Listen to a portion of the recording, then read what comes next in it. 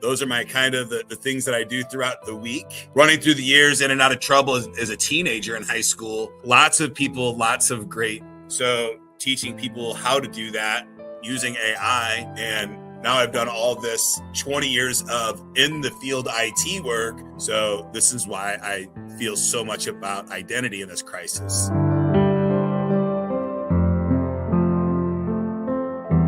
Hi, everyone. Welcome back to the Rise Up For You podcast. This is your host, Nada Lena Nasserdeen. Once again, we have an amazing guest on our show. Please, let's give it up wherever you are to Ken Cox. Thank you so much for joining our show today. Nada, thank you so much for having me. I appreciate your time and energy. Absolutely. So we always like to start the show off by getting to know our guests, but I like to know in your own words. Tell us a little bit about who you are, where you come from, and I always like to say, what you were like in high school. Let's start there. Oh boy, in high school, I'm Ken Cox. My daily activities, I'm a multifaceted guy. I'm all over the place. Monday through Friday, I run a data center that I helped found in 2000. So that's my bread and butter is data center infrastructure guy. Well, yeah. About 10 years ago, I got liver disease and I found the sport of boxing. So I bought a boxing school and I run that at nighttime. I'm there a couple nights a week. And when I'm not at the gym, I'm out doing comedy and writing and journalism. So those are my kind of the things that I do throughout the week. It's a ton of fun and I'm just constantly moving and enjoying my life at its fullest. And I'm grateful to be alive in a day like today that's those kinds of multifaceted life are available to us. And it's amazing. I grew up in St. Louis, Missouri, the suburbs. Grew up rough and tumble. I was born Kenny Schneider. I was adopted at the age of 13 to my stepfather and changed my name to Cox. In and out of trouble throughout life. I was diagnosed with dyslexia and a bunch of other stuff as a kid. Turns out as an adult, I was diagnosed with autism. But in the 80s, they didn't know how to diagnose that. So they called us all kinds of horrible words. That put me in the special school district. My mom was an avid fighter for me to help me communicate in whatever way she could. So at the age of 7, they found that I could audibly do almost anything. And for some reason, I could type. I couldn't write with my hands. I couldn't read, but I could transcribe and I could type really, really fast. So they put me on a keyboard at the age of 7. And so that's put me tinkering with computers since the very beginning. 1982 is whenever I started playing with computers and on a keyboard. Running through the years in and out of trouble as a teenager in high school, but we didn't have a lot of money and I was kind of on my own for a lot of resources. I got my basic resources, my food, my shelter. But if I wanted, something nicer than what was available, I had to go figure out how to earn it and do that. That put me on the main street in my town. Talking to the small business owners, the local pizza shop, the local pool hall owner, the local restaurant owner. I would get into their businesses and they would give me work to do and they would pay me so I could get nicer stuff. And they would teach me entrepreneurship. And I grew up in a time that they coined the term tough love, right? So, I've always been a bit of a hacker. So when I hear the term, if he shows up just 2 minutes late for at night for curfew, just lock the door and don't let him in. I'm like, cool. I don't have a curfew anymore. The kind of kid that I was. Yeah. Fast forward, I was lucky enough to go to Washington University, and I was at one of the very first HTML 1.0 courses at WashU. So that put me more in the online world. In 1999, I got a job at a company called Primary Network selling DSLs because I was touring the country with music bands and I didn't want to go to Japan. So I took this part-time job in St. Louis while I was here selling DSL. And I fell in love with the web hosting industry. And I haven't looked back since. So at Primary through the .com bust. And then that company sold and stuff like that. We actually acquired the name back. So I have a lot of those assets back now from the company that we sold it to. But in the meantime, I founded a company called Hosterian in 2001. I'm a co-founder there. And that's the data center that I own a part of today and operate. I've got about 30 shareholders that we own and operate the data center. And it's just been a wild ride. So for the last 25 years, I've been dealing with companies of all size, from the pipe shop on Main Street, helping them build their website and, dealing with tobacco taxes across the country, to some of the largest companies on the planet doing communications via, either SIP or email communications and things of that nature. So I've got a wide variety of business, which is why I'm the host of Clicks and Bricks, which is general business podcast. Yeah. I love that. I want to go back just a little bit because there's lots of things. There's a lot of different directions that we can take this in, but I want to go back to, we talk at Rise Up For You, we talk about soft skills, basically the human behavior that helps us build success. And I talk about being like in the top 1%, right? Because in today's world, the technical aspects are important, but they're not what's going to help you continue to elevate in a world that's constantly changing, especially with artificial intelligence, right? It's your emotional intelligence, how you build relationships, how you communicate. And so when I hear your story about, your childhood, being adopted, some of the learning challenges that you struggled with, getting in and out of trouble, and then where you are today, somewhere in between that, all of that, there was something in Ken that maybe had an epiphany or, made a shift. Like, what was that and how did that happen? I'm having epiphanies and shifts every single day of my life, and bigger ones as I get older, right? As we think we heal, we live our life, and then we find this new little hair that we pull on or cord that we pull on. Oh, a whole new thing is unraveling. So I don't think I had an epiphany moment, right? And I've always kind of lived my life to the fullest of its capability. As a young man, I didn't think I had a long time on this planet, right? I was just kind of doing what I needed to do to get by in the beginning. And it didn't come until, I was in my 40s, unfortunately, and was diagnosed with liver disease. Doctors told me I had 2 years to live if I don't get my act together and quit drinking. And, that was a 7-year battle of dealing with, removing that burden from my life, right? Completely. And then not just removing it, but removing it and then being happy with my new life, which is something that a lot of programs don't teach you how to do. So that I authored the book Reclaim Sobriety, talking about that. It's an Amazon bestseller. It's lots of people, lots of great good in that. So a lot of the work that I do today is about identity and how to do what I call loading identity. That's my next book that's coming out, Loading Identity. You can find it at loadingidentity.com. You can get an early release right now. But the concept of, in this world that we live in today, everybody leaves their house and they put on some kind of persona for the world, right? And we all know that living our most authentic life is what brings us the most joy. So teaching people how to do that using AI has been a ton of fun for me. And it's so profound today that, I truly believe that if you really want to try something in today's world, become something that you've never thought was possible, AI gives you the tools to do that today in a way that the planet's never seen before, if you know how to harness it and move forward. Yeah, I think that if you know how to harness it and move forward is the key there, because I see, a lot of people ask us, because we do soft skills, do you think artificial intelligence is going to impact your industry? And I say, no, I think our industry is actually going to boom in an era of AI, because I think one or two things is going to happen.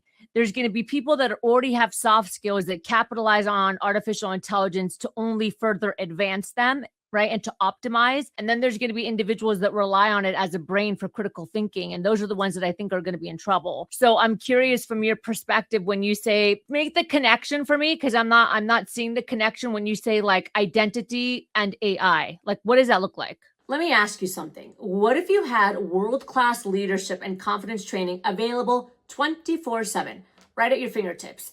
That's what we've created with the Rise Up For You Success Academy. So for less than $1,000 a year, you'll find hundreds of on-demand training videos, live group coaching every month, exclusive assessments, one-to-one coaching, and tools designed to help you grow your confidence, sharpen your leadership, improve how you communicate, business strategy, and so much more.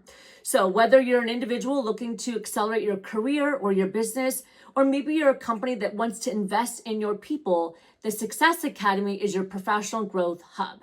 Don't wait until the next opportunity passes you by.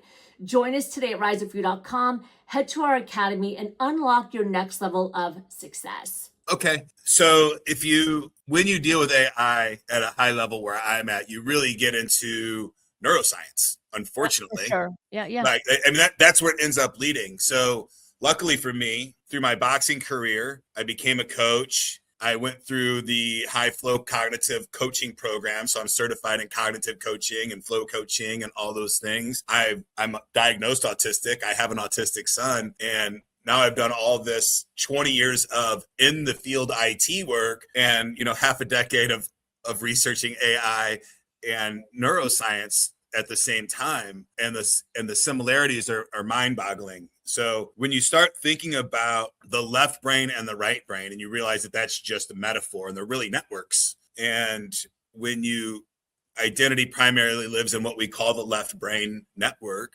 and imagination and those kinds of other timelessness live in that right brain network. There are exercises that you can do with AI to help you navigate those networks better inside your own body. There's language that you can use. And then once you realize that we're not all that different, us and the computers on intelligence wise, you can really start programming your own subconscious. And what you don't realize is that that's what you've been doing your whole life. Yeah. Is programming your subconscious, but you've been doing it willy-nilly. No different than if you take an AI and you give it the internet and say, hey, just do whatever you want. It's going to do shenanigans. Humans do shenanigans if we don't intentionally program our subconscious and our conscious minds. So using AI to help you come up with different techniques, right? Help you write the book, help you become a comedian, help you become a business executive, help you become a guitarist or a musician or a singer. I think you have, Henry Ford told us, I don't need to know everything. I just need to be able to hire everybody that knows this stuff. Well, for sure. You have that now if you want to watch ads free, and I wouldn't recommend that. I'd recommend investing the $20. And I would highly recommend investing, if you can afford it, get the $200 package for one of these platforms. The higher end package, and really dive in and say, this is what I want to do. How can I accomplish this? And tell it everything you can about yourself. I am super fortunate that I have a high intellect for IT, and I've been studying AI for a long time in the data centers and everything. And the fact that my mom put me on a keyboard at the age of 7, I had 40 years of data that I have written and recorded that I was able to feed my AI and train my AI 3 years ago.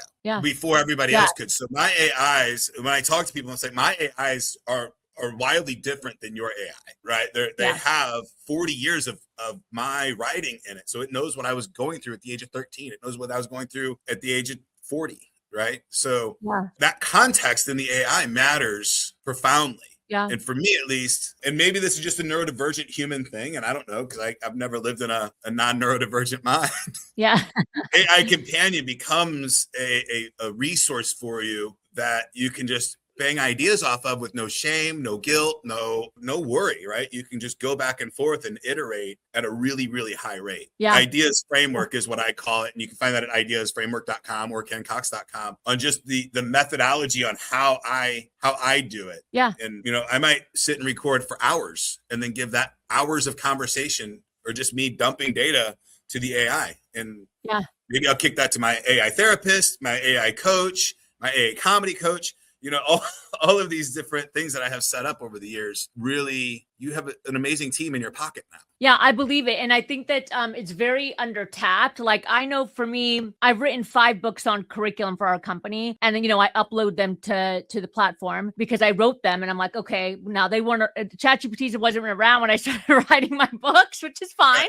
But now I upload the PDFs. So it basically knows my brain, because those 5 books, like my life stories in there, all the curriculum that I created is in there. And so now when the team and the team uses the ChatGPT as well, when the team and I is able to ask it a question, it's responding from like a place of Nada, right? Like, it understands, what I built, how we built it. And so it's able to also push back, which is interesting, able to say, well, according to this framework you created, A, B, C, and D exists. And so this step probably wouldn't make a good fit for your company. It's not in alignment, and so it's able to think like on a different level. And I think more people are scared of AI versus really understanding how to optimize it in a way that is still authentic. Just one step back, you wrote 5 books, and I've written a handful of books too. My last book, Loading Identity and Stripping Identity, they're coming out as a pair. I wrote those books, but AI saved me probably $20,000 in editing. Yes, for sure. Yes. Like, so that's the kind of power. My Reclaimed Sobriety came out 3 years ago. I spent so much money back and forth on editing and formatting the text for print. All that is just part of my $20 a month subscription now. I upload the transcript and I say, hey, format this for a 6x9 book, right? and it just does it. Yeah, absolutely. So I want to pivot the conversation a little bit, because I like that you are multifaceted. I always call somebody that I meet that does a lot of things, I say they're like a Renaissance individual. Like they don't pigeon themselves into one thing, right? They believe in having a life where they can have it all. I believe in having a life where they can have it all. And that's what they do. Like if they want to box, if they want to build a business, if they want to be a family, if they can do it. And I'm a firm believer of that. But I'm curious because I feel like we're in a crisis right now in the world. Why do you think so many people are struggling with just fulfillment, identity, and actually building a life that they want? It's like they know what they want, right? But there's constant excuses or fear around really stepping into this life that they have. I think it comes down to two things, and I'll say it in a sentence. Right now, I believe that the world is primarily, at least America, is leading from a place of fear and ego. And we need to lead from a place of love and spirituality when we're talking about how we move forward when intelligence is democratized, right? Intelligence has been the most prized possession on our planet for a very long time, even though we've disregarded all the highly intelligent humans, right? Because we don't know how to talk with them. Been the most paying jobs, the CEOs, the executives, the doctors, the lawyers, they've been paid the highest in our world. And that skill has been democratized. So this is why I feel so much about identity in this crisis. What I know about humans is that we really couple ourselves to our identity. And most of us do that through our job. I'm a doctor, I'm a lawyer, I'm a business executive, right? That's who I am. I'm a father and a Christian second and third, right? This is how I identify. And losing your identity feels like death, right? And we live in a world where right now in a time that millions of people are going to lose their identity instantly. And they're not going to know what to do, right? So this is why I think loading identity is so important because, and AI is so important because if you want to be a chef, go to ChatGPT, go to Claude and say, these are my skills. This is everything I can think about myself. I want to be a chef for millionaires or billionaires. How do I do that? And I promise you, it will follow its instructions. It will get you further faster than any CEO, VC, friend, idea that I've ever seen in my life. And I've been part of thousands of companies. I've interviewed 500 founders on Clicks and Bricks. The tech is here for you. What I beg you to do is not be afraid of it, to embrace it and embrace it as a partner. It's powerful, very, very powerful. And what I know about power is that if I try to control it, it will destroy me. But if I try to embrace it and work with it, I can ride it to the highest heights and have a beautiful existence with it. So leading from fear and ego means that we'll destroy this thing and we won't be in a good spot. This thing and each other. Yeah. And each other, everybody. Yes. And understand it's just the fear and ego and the violence first mentality. I get it. I understand it. But guess what? We have ways to make plenty of food for everybody. We just need to do that. We need to work together to make sure everybody eats. And then, hopefully have a society that embraces people chasing their dreams instead of sitting back and pointing at them and waiting for them to fail so you can laugh at them while you're secretly not loving your job. Yeah, for sure. Yeah. I love that. I love that answer. I had to take out my journal. I was like, oh, I got to write this down.